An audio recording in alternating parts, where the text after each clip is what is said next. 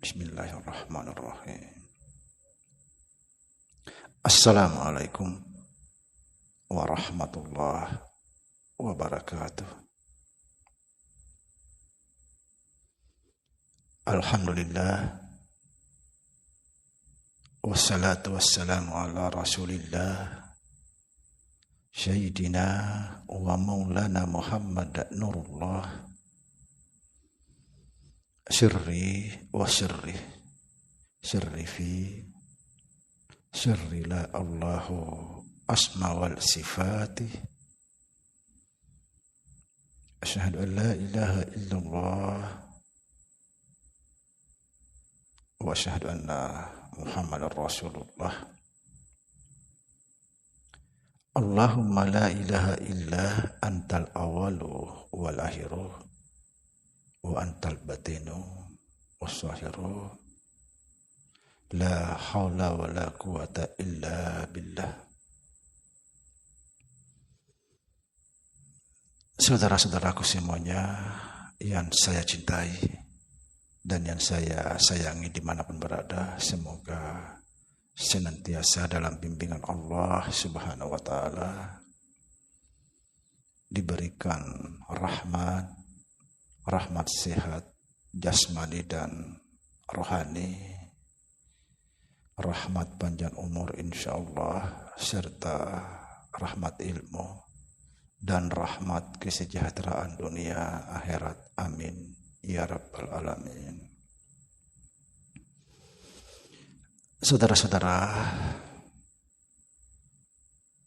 perlu di sini saya sampaikan bahwa sesungguhnya Tuhan dengan hamba itu satu adanya. Esa. Kalau kita bicara Esa, apa yang dimaksud Esa? Subhanallah. Sekali lagi saudara, saya tegaskan, sesungguhnya Tuhan dengan hamba itu satu adanya. Esa.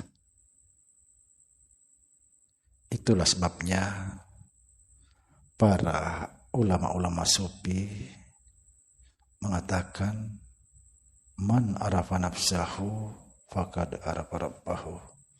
Barang siapa mengenal dirinya, dia mengenal Tuhannya. Subhanallah. Dan juga dikatakan dalam Al-Quran,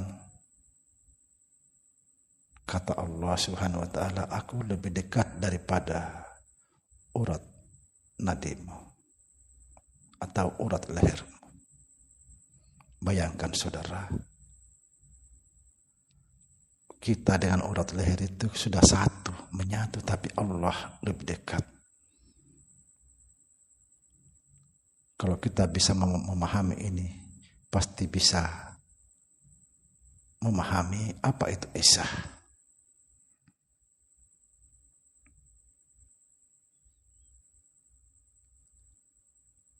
Makanya juga dikatakan para ulama-ulama sufi sangat terkenal ketika engkau mencari Tuhan, pasti kamu gagal. Karena apa yang kamu cari ada padamu, tapi engkau mencari di tempat lain. Nah, ketika kita memahami kata ini, beranggapan bahwa Allah itu atau Tuhan itu ada pada kita, itu sudah salah. Makanya kita hati-hati.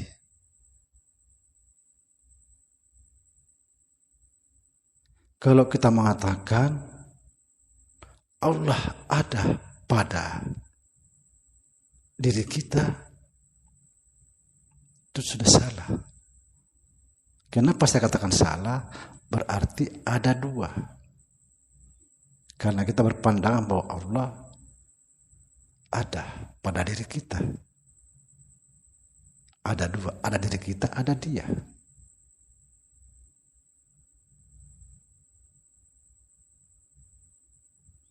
Tapi ketika kita memahami juga bahwa Allah itu ada di luar, itu juga salah.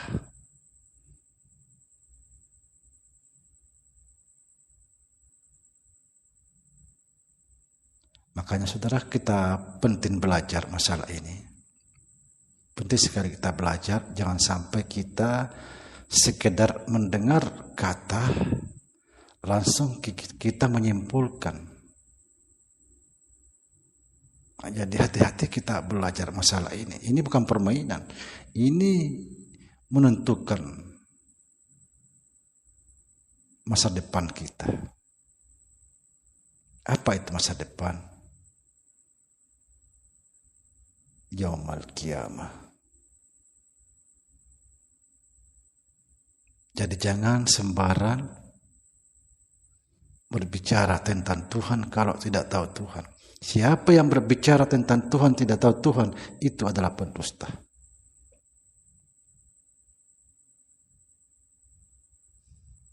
Pasti Tuhan mengutuk dia. Alhamdulillah, orang-orang yang di dalam grup sudah 100 lebih, semua mengalami, merasa damai. Tidak ada kesusahan.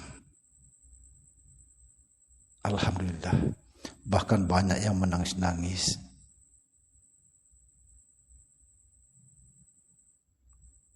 Karena sebenarnya tujuan akhir itu adalah mengalami Tuhan. Sekali lagi, tujuan akhir adalah mengalami Tuhan. Kita ini mengalami Tuhan. Tapi mana mungkin kita bisa mengalami Tuhan kalau kita tidak tahu Tuhan?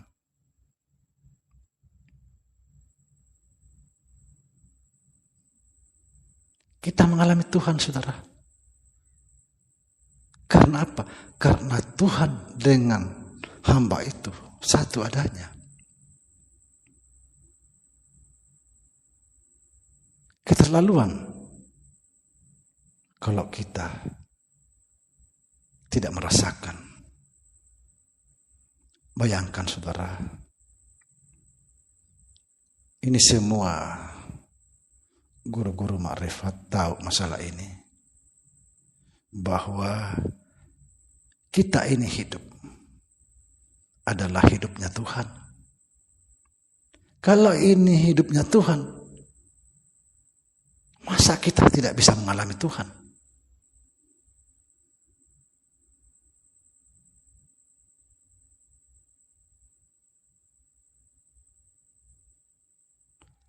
Saudara, ketika kamu masih merasa ada, jangan pernah bermimpi, mengharap, mau mengenal atau mau bertemu dengan Tuhan.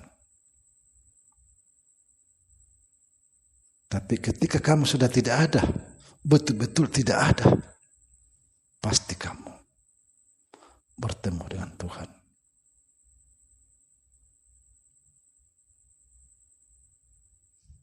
Banyak orang salah anggapan setelah memahami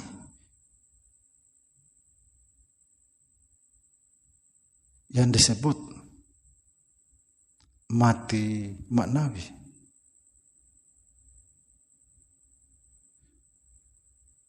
Lalu sudah merasa dirinya fana.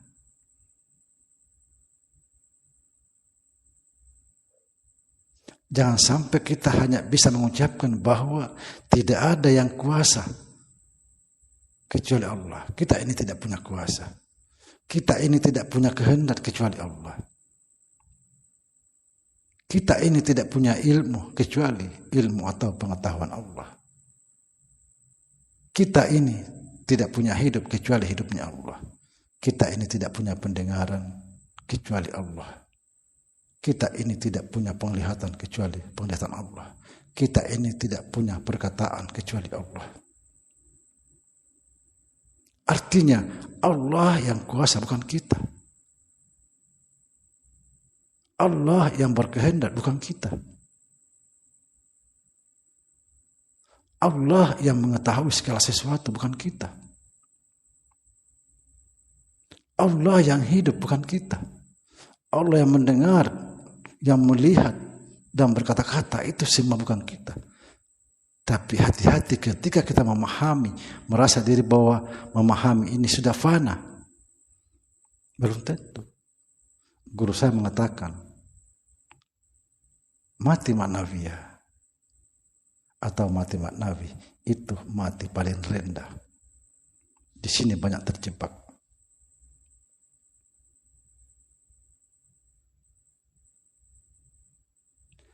Orang sudah mati itu tidak ada lagi namanya apa itu hak, apa itu batil. Tidak ada lagi pilihan.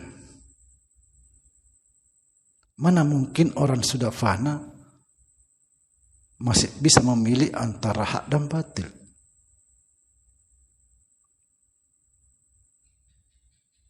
Kalau kita sandarkan kepada Allah seperti tidak ada yang melihat, tidak ada yang mendengar, tidak ada yang berkata-kata, kita sandarkan bahwa Allah yang memilih hak dan batil, berarti Allah itu terhukum, karena hak dan batil itu adalah hukuman.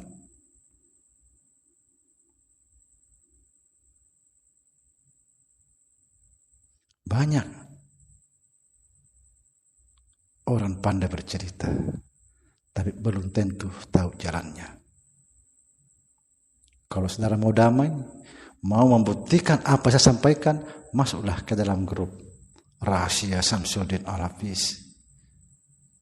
Saya bukan cuma asal ngomong, saya pernah belajar.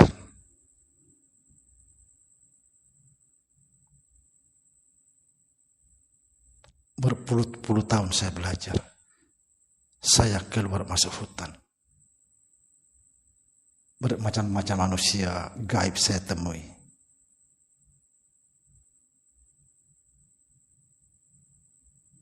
Subhanallah. Insyaallah konten berikutnya saya akan bercerita sedikit. Awal pertama kali saya mengenal ma'rifat. Demikian saudara, semoga bisa difahami. Assalamualaikum warahmatullahi wabarakatuh.